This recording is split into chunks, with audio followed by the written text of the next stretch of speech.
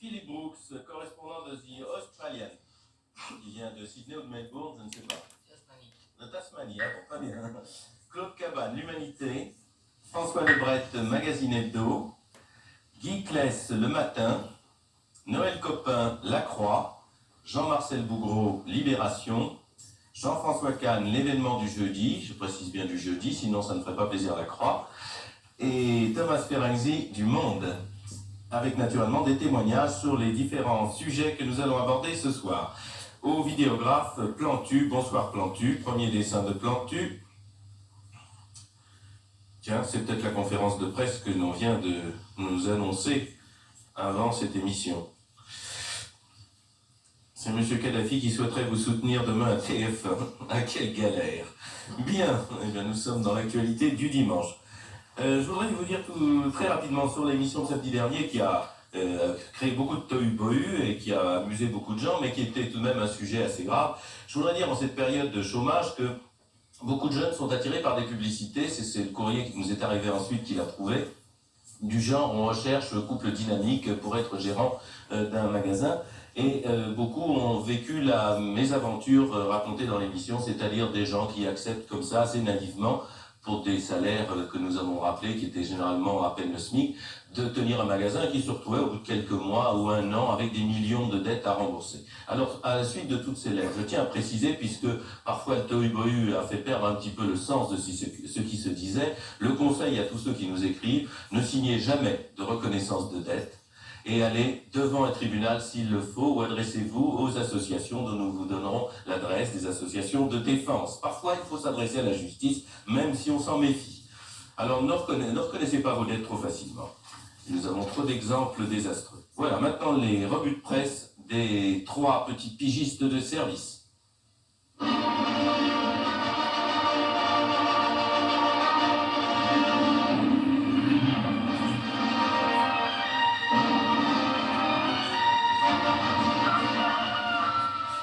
Dimanche, Union Carbide, le président de la société fabriquant le gaz qui a tué plus de 2500 hindous, a été emprisonné plusieurs heures à Bhopal. Ça fait quand même plus de 5 secondes par hindou. Monsieur Cointreau, les jeunes m'intéressent. Le numéro 1 français des liqueurs va tenter de conquérir une clientèle plus jeune. Remplacer la rose par la cirrhose. Lundi, Nouvelle-Calédonie, Pisani rencontre le chef du FNLKS. Je suis le nouveau décodeur. Tchad, ce que Mitterrand va dire aux Africains. Pourquoi les Libyens ne sont pas partis? Quelle est aujourd'hui la situation sur le terrain? Quelles mesures la France envisage-t-elle? Pourquoi Daniel, elle n'est pas venue? Mitterrand au Zaïre. Madame Mitterrand absente.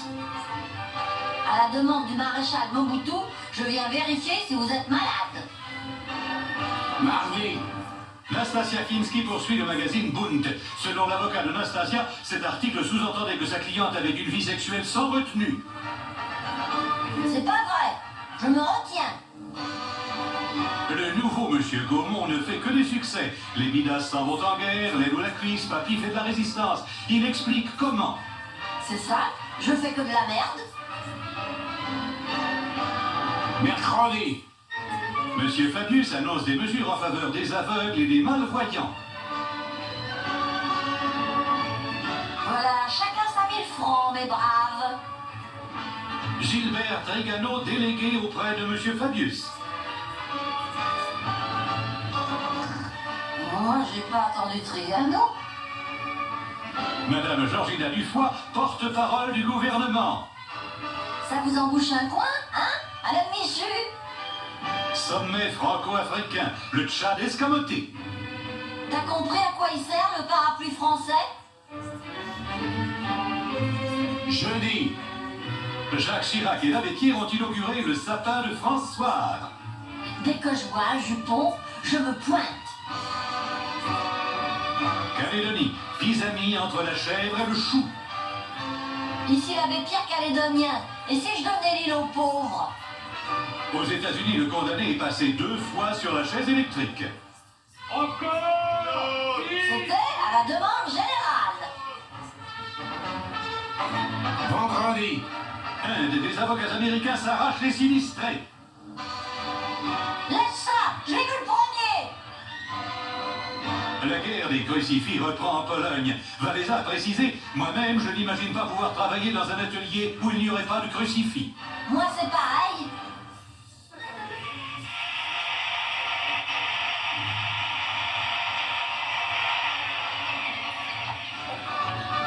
Éthique. Les patrons plaident pour moins d'État. Sauf s'il s'agit de subventions. La montée de l'insécurité. 65% des Français ne se sentent pas en sécurité. Surtout les dindes. Ils sont une centaine de Français à changer de nom chaque année. Ils ne s'appellent plus désormais connard, salope, cocu, la crotte, la pute ou du con. Moi aussi, j'aimerais changer. Je m'appelle Dutour. À la semaine prochaine. À l'année prochaine. Voilà, et bien ce dernier dessin, il y a eu un tumulte chez les dessinateurs parce que chacun avait un nom différent à mettre.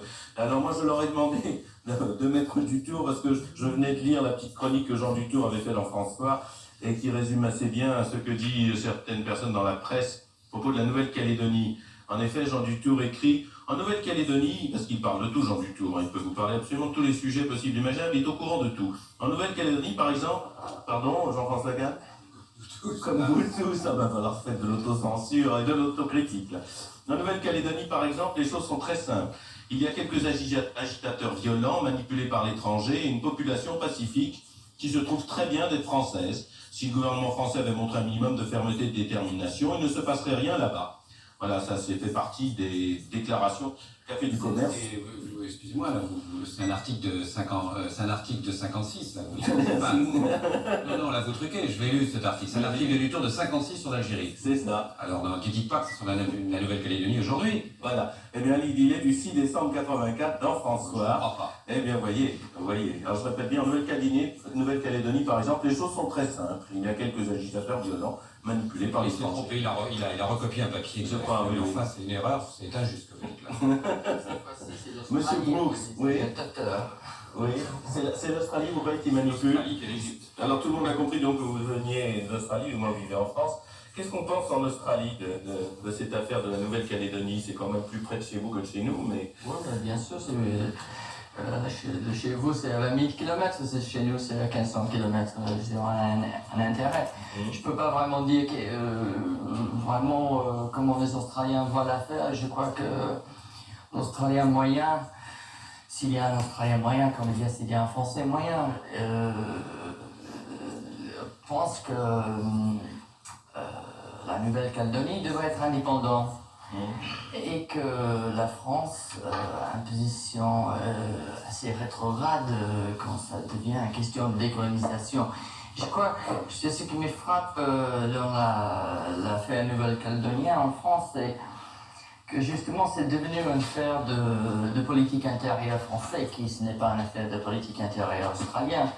Et les Français ont beaucoup de difficultés dès qu'il y a un peuple qui n'accepte pas d'être français. Je veux dire, il y a certains propos qui vraiment se souviennent de cette période, jusque comme Jean-François Kahn a dit ça, que des années 50. Je veux dire, quand il y a un responsable de RPR à Paris pour la Nouvelle-Calédonie qui m'a dit que le gouvernement de là-bas, le gouvernement territorial a plus de légitimité que le gouvernement de M. Mitterrand en France et qu'on est prêt d'aller à l'Assemblée nationale et avec les armes, il faut fonder tous les socialistes. Moi, je dirais qu'il passe un peu les limites de la polémique politique. Alors, je vous donnerai la parole tout à l'heure. Je voudrais seulement vous faire préciser un point. Nous ne savons pas du tout, vous avez naturellement oublié de m'apporter votre journal comme les autres. Nous ne savons pas du tout, enfin les Français ne savent pas du tout, les Australiennes, quelle tendance ils représentent. Alors, ça représente quoi, la droite, le centre, la gauche? Ah, bon, ouais, c'est un journal de M. Murdoch. Murdoch est le versant anglo-saxon. Oui, plus grand que les R100 quand même, je dirais.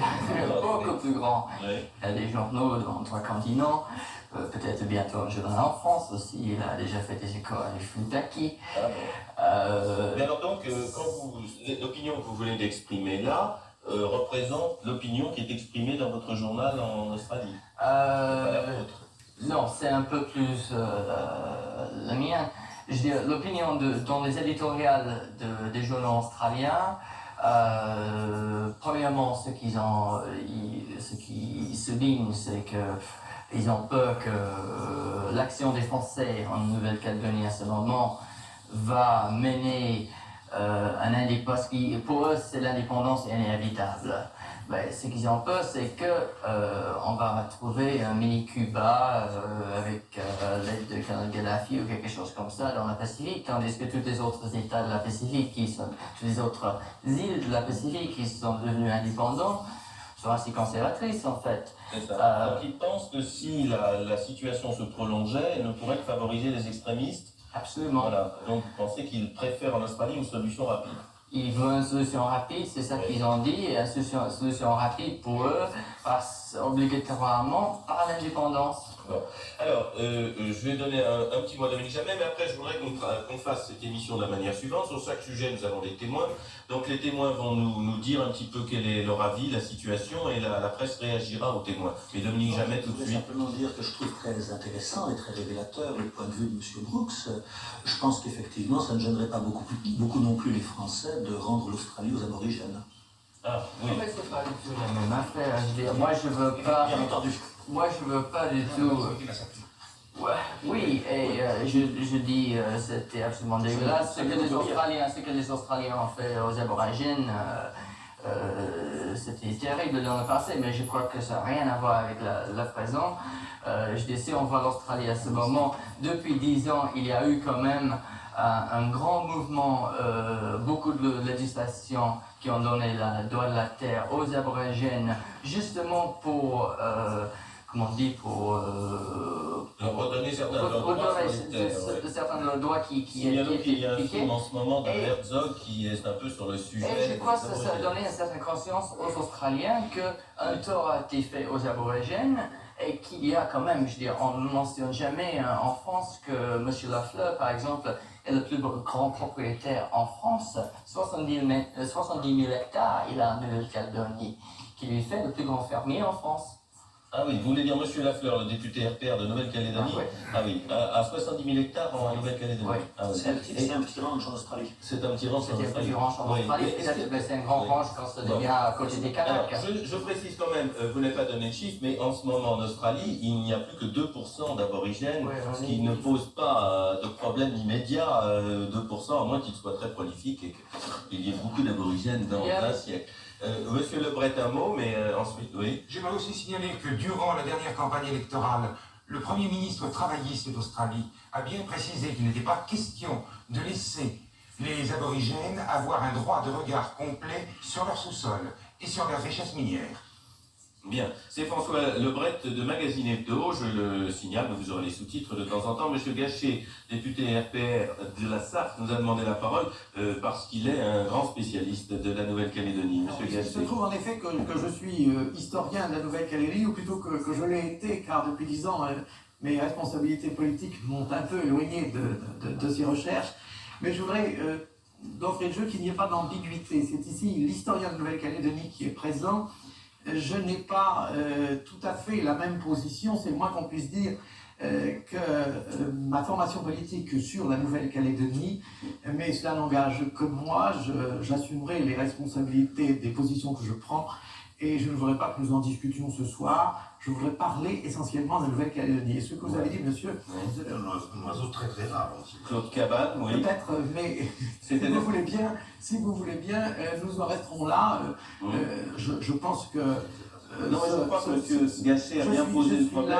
Nous avons demandé à des témoins de venir nous parler de ce qu'était la Nouvelle-Calédonie, car on peut penser qu'une partie de la presse, en tout cas, n'a pas du tout présenté le dossier et rentré dans l'affaire. C'est exactement ce que je pense. Je crois que certaines presses a essayé d'aller au fond des choses et à donner une relation des événements qui se tient et qui est correcte. Une autre presse a travaillé un peu rapidement et les conclusions qu'elle a tirées ne sont pas toujours celles qu'il fallait tirer. Je pense qu'en Calédonie, plus qu'ailleurs, le poids de l'histoire, depuis 1853, depuis l'arrivée des Blancs, est très, très lourd, il est ce qu'il est. Il n'a pas eu que des aspects négatifs d'ailleurs, mais il faut bien savoir que la situation qui est créée maintenant est la résultante de ce qui s'est passé dans les décennies précédentes, au moins pour une large part. Et que lorsqu'on me dit mais ça c'est le passé et ça n'est pas la peine de l'évoquer toujours, je réponds que les Kanaks sont concernés directement dans leur démographie, dans leur terre, dans la place économique qu'ils ont par ce qui s'est passé précisément dans ces années antérieures, et que une grande partie des choses s'explique par l'arrivée des Européens en 1853. Que le sol calédonien porte la trace dans sa configuration actuelle, dans sa distribution de cet impact de la civilisation blanche, et que les Calédoniens portent des échardes dans leur cœur. Je vous remercie. Alors, nous allons vous demander de répondre un petit peu au courrier. C'est très étonnant, nous n'avons pas annoncé de débat sur la Nouvelle-Calédonie. Je vous signale que ce soir, nous aurons 3 sujets principaux. L'un, donc, la Nouvelle-Calédonie. Ensuite, une mise au point sur l'affaire des pacemakers, des simulateurs cardiaques. Et enfin, une invitée, Larissa Doublet, qui viendra. Eh bien, nous sommes déjà sur les ancêtres, les Gaulois, à propos de la Nouvelle-Calédonie. Ah ben, il est arrivé un peu vite parce que je n'ai pas encore eu le temps de poser la question à nos invités. Donc, nous avons reçu 2 lettres sans avoir dit que nous parlions de la Nouvelle-Calédonie, et c'est tout à fait étonnant, ça montre la diversité de notre auditoire. Les 2 lettres sont exactement à l'opposé l'une de l'autre. Elles sont envoyées toutes les 2 par 2 Français qui ont vécu en Nouvelle-Calédonie. Tous les 2 y ont vécu une dizaine d'années, ils ne se connaissent visiblement pas, ils ne écrivent pas du même coin, et surtout ils ne disent pas du tout la même chose. L'un nous dit qu'il a passé une dizaine d'années merveilleuses là-bas, le deuxième dit exactement la même chose. Mais l'un nous dit le monde kanak n'était pas traité du tout, le problème n'était pas traité du tout, les Kanaks n'existaient pas là-bas, et c'est pas innocemment qu'on a importé de la main-d'œuvre extérieure. Ensuite, il est extrêmement violent contre certains Français qui sont allés là-bas depuis ces dernières années, car d'après lui, ils sont allés uniquement pour gagner de l'argent, et qu'ils ont mis à sac l'économie du pays, et il utilise le mot, c'était devenu un bordel francophone. Je lui laisse la responsabilité, je précise que je ne connais pas le sujet et que je ne me permets pas de donner une opinion personnelle. Que l'autre lettre est exactement à l'opposé, et ils nous disent que les journalistes ne disent pas la vérité là-bas, qu'il n'y a que 20 000 Kanaks qui sont concernés et que la majorité veut rester français. Et alors, il met en cause M. Jean Guillard, le professeur Guillard du Musée de l'Homme, qui est sur ce plateau, et il ne savait pas qu'on allait traiter le sujet, que vous alliez venir. Il dit, on devrait s'informer avant d'inviter ce personnage, car lui et son fils ont pendant des années, sous l'ancien septennat, vécu dans les tribus Kanaks. Ils ont passé leur temps à stimuler les Kanaks à la révolte. Ils ont même écrit des lettres signifiant aux broussards de quitter leur propriété, faute de représailles. Ces lettres ont été publiées dans les Nouvelles Calédoniennes. C'est le seul quotidien de Nouvelle-Calédonie, c'est le seul journal, qui est un journal d'ailleurs de tendance RPR. Voilà, donc il faut leur demander pourquoi ils ont quitté la Calédonie. Voilà, espère-t-il être un jour ministre. Alors Monsieur Guillard, vous êtes au Musée de l'Homme, vous êtes un spécialiste des problèmes du Pacifique, vous avez publié La Terre et le sang des morts aux éditions Anthropos, la confrontation entre blanc et noir dans le Pacifique Sud français, voici le livre, qui est apparu l'année dernière donc chez Anthropos. Alors qu'est-ce que vous pensez de cette accusation de ce téléspectateur ? C'est une vieille accusation. J'ai été formé par Maurice Lénard, qui avait été missionnaire protestant pendant 25 ans en Nouvelle-Calédonie. Quand il y a eu la rébellion de 1917, la dernière, et Maurice Lénard était en train de sauver des Européens parce qu'il avait un bateau et il allait les sortir de là pour éviter qu'il leur arrive des malheurs, à ce moment-là même, on était en train de demander sa mise en arrestation, son expulsion, sous prétexte que c'était lui qui avait fomenté cette rébellion. C'est la même histoire depuis toujours en Nouvelle-Calédonie. À partir du moment où on touche aux Mélanésiens et on a des contacts avec eux, et j'ai été pendant 40 ans le seul fonctionnaire payé pour les suivre, essayer de comprendre et d'accompagner leur évolution. Il fallait bien que quelqu'un puisse essayer de faire ce travail-là. On est accusé, et je suis accusé depuis 35 ans, et tous les 15 jours dans la presse, en Nouvelle-Calédonie, enfin dans le seul journal qui existe là-bas, il y a ce type d'accusation, je n'y peux rien. J'ai fait quelques quelques plaintes en diffamation que j'ai gagnées là-bas, et puis ça ne m'a pas beaucoup avancé, parce que ça n'y change rien. Je voudrais dire une chose, c'est que actuellement, le problème de la Nouvelle-Calédonie est très suivi par la presse internationale et nationale, et ça, c'est un très grand bien. Le travail de journaliste là-bas, à mon avis, est très difficile. Et très difficile d'abord parce que il y a des intoxications extraordinaires, comme dans toutes les décolonisations. On peut faire la liste des intoxications qu'il y a eu pour l'affaire d'Indochine, etc. On connaît ça, ça a été très, très bien décrit, très analysé par différents auteurs, dont des journalistes de l'époque, dont certains très célèbres. Il y a aussi des pressions très fortes. Si un journaliste qui est en poste là-bas, à RFO, là-bas, donne une information à la télévision se révèle être un peu en faveur des Mélanésiens, il y a tout de suite 3 ou 4 coups de téléphone de gens qui disent qu'ils vont lui faire la peau à la sortie du studio. Il y a une jeune journaliste australienne qui est en poste en Nouvelle-Calédonie, qui travaille pour plusieurs journaux australiens. On a essayé de lui faire de la sommer plusieurs fois. Enfin, elle a été obligée d'enlever ses propres enfants de l'école publique pour les mettre dans un endroit où il n'y avait que des gosses mélanésiens pour éviter que ses enfants ne soient menacés. Mais... Alors, nous allons, si vous voulez, je vais vous demander dans quelques instants, M. Gachet nous y aidera aussi, puisque vous connaissez bien tous les deux la Nouvelle-Calédonie, de nous dire un petit peu la situation que vivent les Kanaks là-bas. Mais ce qui me frappe tout de suite dès le départ, c'est que nous avons, notre équipe a réussi à obtenir les Nouvelles-Calédoniennes, donc cet unique quotidien de la Nouvelle-Calédonie. Et je dois dire que c'est très difficile d'en avoir un. Il y en a un seul en tout et pour tout à Paris, au ministère, enfin au DOM-TOM, au secrétariat d'État. C'est absolument impossible d'avoir ce journal. Alors c'est assez étonnant, j'ai été frappé, moi je parle en tant que quelqu'un qui découvre le sujet, que lorsqu'on feuillette ce journal, j'avais marqué une page mais elle s'est perdue, quelqu'un, qui est-ce qui m'a fait ça, on ne voit rien de Kanak, on ne voit que des blancs. Voilà par exemple une page de sport et les pages qu'on voit un peu aussi dans nos journaux à nous. Vous voyez les lauréats de la saison en compagnie de Miss Calédonie, mais Miss Calédonie, elle est visiblement métropolitaine comme tous ceux qui l'entourent. Il y a les lauréats d'un concours de voile, je ne vois pas un visage kanak. Les lauréats du championnat 84 de motocross, c'est la même chose. Et les publicités qu'on peut voir à chaque page, ce sont là, il y a des Françaises déguisées en tahitiennes. On ne voit pas de kanak. Et il y a d'autres exemples, par exemple le numéro de Télé 7 jours consacré à la Nouvelle-Calédonie. Quand on regarde les publicités, on s'aperçoit qu'il n'y a absolument pas une publicité kanak.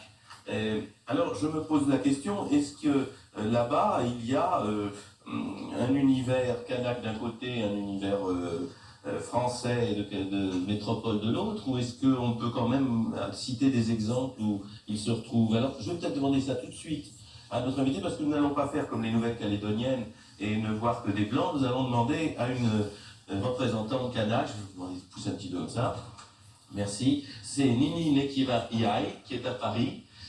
Vous êtes infirmière? C'est ça. Oui. Et vous êtes à Paris depuis combien de temps? Depuis 3 mois et demi. Vous faites un stage je dois effectuer un stage à l'École nationale de Rennes. Oui. Alors, vous êtes né en Nouvelle-Calédonie. Est-ce que le dessin que nous a fait Plantu tout à l'heure sur nos ancêtres les Gaulois, ça vous concerne? Ben, disons que moi j'ai toujours appris l'histoire de France. Je n'ai jamais rien appris en ce qui concerne l'histoire de Calédonie. Oui. Effectivement, à l'école, j'ai toujours appris mes ancêtres les Gaulois. Oui. Mais vous y avez cru? Bien sûr, parce que c'est quand même important pour les sujets d'examen. On est appelé à suivre toute une pédagogie dans l'enseignement qui est orientée vers, disons, la méthode d'enseignement purement occidentale. On nous interdisait à l'époque de parler les dialectes, il fallait absolument parler le français. Oui, mais à cette époque-là, j'ai l'impression, vous étiez fier et vous vouliez être français. Inconsciemment. Inconsciemment, non, j'ai l'impression que quand on en a parlé, vous avez l'air de me dire qu'au fond, à cette époque-là, il y avait une majorité de Kanaks qui, au fond, voulait s'assimiler. Il fallait prendre ce qu'on nous impose à l'époque. Vous ne le viviez pas comme quelque chose qu'on vous imposait? Non. Pas du tout. Et aujourd'hui, alors quelle est la situation? C'est-à-dire, est-ce qu'aujourd'hui, vous avez toujours l'impression de descendre des Gaulois? Ah non, pas du tout. Les mentalités ont évolué. Oui. Et alors donc, quand on voit cette situation à l'heure actuelle, quelle est votre position?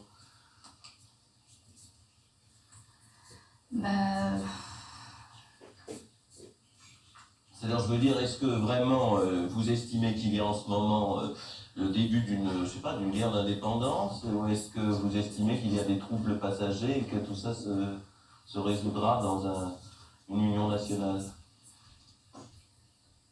Il y a une guerre, disons que on prend conscience de notre place dans la société actuelle. On se sent quand même, en tant que Kanak,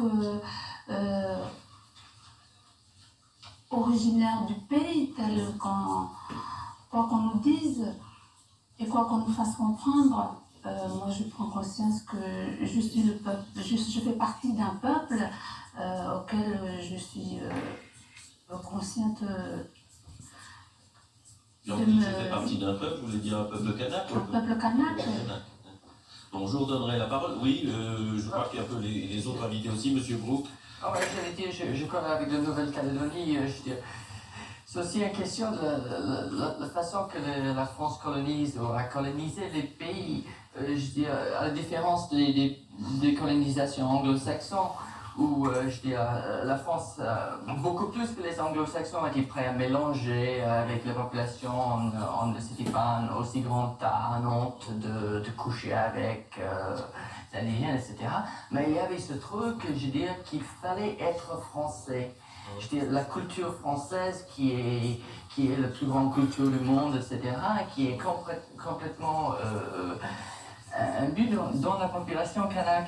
Et je crois en Nouvelle-Calédonie à ce moment, il y a un réveil d'une conscience mélanésienne qui vient du fait aussi que les Mélanésiens sont sous attaque dans toutes les autres parties de la Pacifique. M. Guillard peut-être connaît ça, avec l'impérialisme indonésien, par exemple, qui essaie de les attaquer Il faut dire qu'il y a une guerre nationale des Mélanésiens dans des îles que les Indonésiens ont occupées de force, c'est ça, hein, monsieur Guillard? Oui, d'ailleurs, là, on peut dire une chose, c'est que dans les derniers mois, tous les Papous ayant reçu une instruction quelconque ont été liquidés par l'armée indonésienne. Ah ouais. Tous ceux qu'on connaissait, qui avaient suivi des enseignements à l'étranger, qui avaient été allés à l'université, etc., ils ont tous été liquidés dans les premiers 6 mois de l'année. Alors, monsieur Gachet m'a demandé la parole, mais vous voulez me répondre à un petit mot? Oui, non, c'était pour dire que le poids de la colonisation a été certainement plus fort en Nouvelle-Calédonie que dans d'autres territoires français. Et cela s'explique de plusieurs façons. D'abord parce que nous avions là un peuple qui était en 1853 à l'âge de pierre, et que nous, avec notre mentalité occidentale, avec notre logique, avec notre démarche particulière, nous avons été très largement, passons l'expression, l'éléphant dans le magasin de porcelaine, car cette civilisation était à la fois très fine et très fragile. Cela s'explique aussi parce que cette île était de petite dimension et que sur les 400 km qu'elle fait du nord au sud, il était évident que les choses ne pouvaient pas se passer de la même manière qu'en Afrique équatoriale ou en Afrique occidentale où nous avions les vastitudes que l'on sait. D'autre part, il y a eu le poids du bagne. Il faut savoir qu'il y a seulement 2 colonies françaises où nous avons envoyé le bagne, c'est la Guyane et la Nouvelle-Calédonie. Et puis enfin, je crois qu'on ne peut pas négliger la puissance des grandes compagnies qui se sont d'autant plus développées que le pays était petit. Et tout ceci a fait un impact tel que les conséquences ont été inévitablement plus tragiques sur différents plans. Alors, je voudrais quand même vous dire que la colonisation anglaise n'a pas toujours réussi au grand bien, et je crois que la dernière tasmanienne est morte voilà bien des années. Oui. Et je crois aussi qu'en Nouvelle-Zélande, il y a des problèmes avec les Maoris qui sont 700 000 et qui ne sont pas toujours très bien intégrés dans la société en Nouvelle-Zélande, non? Oui, absolument. Monsieur Guillard, on dit qu'ils sont... Actuellement, les Maoris ont une élite universitaire et ça bouge, mais ça bouge dans des conditions très différentes. Alors ça, c'est une question que je vais poser, monsieur Guillard. Avant de donner la parole à nos invités, je vais donner quelques chiffres quand même qui, à mon avis, éclairent bien. C'est vous-même qui les avez donnés, vous me complétez. Vous nous signalez qu'en Nouvelle-Calédonie, il y a un seul médecin kanak, un seul juge, 3 chefs de service sur 40, ni avocat, ni dentiste, ni notaire, ni agent d'affaires. Alors, les bourses en vue d'études à les professions libérales sont refusées au Canac. Au lycée La Pérouse de Nouméa, 104 professeurs, dont 2 mélanésiens. 1350 élèves, dont 100 seulement mélanésiens. Voilà, vous nous citez comme ça beaucoup d'autres chiffres qui montrent qu'il y a vraiment très peu d'intégration de Kanak. Et que vous dites aussi que dans les années 50, il suffisait du certificat pour rentrer dans l'administration et que donc les Mélanésiens ont pu un peu y rentrer. Mais alors ensuite, on a élevé la barre au BEPC à la fin des années 50. Et puis dans les années 60, on a fait encore monter la barre jusqu'à la licence en droit. Ce qui fait que chaque fois, il y avait des Mélanésiens qui se retrouvaient être mis à l'écart et obligés de retourner dans leur village. Une des raisons du mouvement actuel, c'est qu'on a fabriqué des chefs pour une révolte en ne donnant pas des emplois à ceux qu'on formait. Il y a des milliers de garçons qui ont le BEPC qui sont dans les villages, qu'on a renvoyés dans les villages, et il y a une partie de ceux qui ont eu le bachot dans les dernières années qui sont aussi dans des villages parce qu'ils n'ont pas pu avoir de bourse et qu'on ne leur a pas proposé d'emploi. On est en train de courir après une situation qui est complètement détériorée de ce fait-là, et qui s'est détériorée, on doit le dire aussi, depuis la mort du général de Gaulle, parce que tant qu'il y a le général était présent, les Mélanésiens avaient confiance. Ils ont cessé d'avoir confiance petit à petit à partir de ce moment-là. Alors, Claude Cabane, ensuite, oui. Moi, je voudrais dire simplement qu'on a vraiment l'impression de vivre un mauvais film tel qu'il aurait été tourné dans les années 50, c'est-à-dire un mauvais film, une fois de plus, d'une guerre coloniale. Je veux faire deux ou trois citations, vous avez cité tout à l'heure, François, mais on a lu dans le Figaro, par exemple, sous la plume de Thierry Desjardins, des choses tout à fait étonnantes à propos des Kanaks. Une poignée de sauvages, je lis. Les Kanaks ne font peut-être pas, sont peut-être déjà en train de faire chauffer la marmite.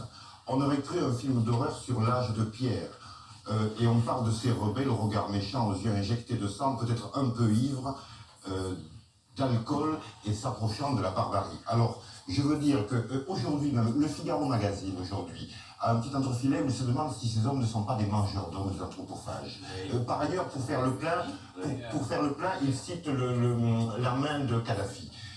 Un responsable du Parti républicain du Loiret dit aujourd'hui ce sont des truands et des proxénètes dans les arbres. Le quotidien de Paris de notre ami Jamais a titré il y a quelques jours des Kanaks et des canailles.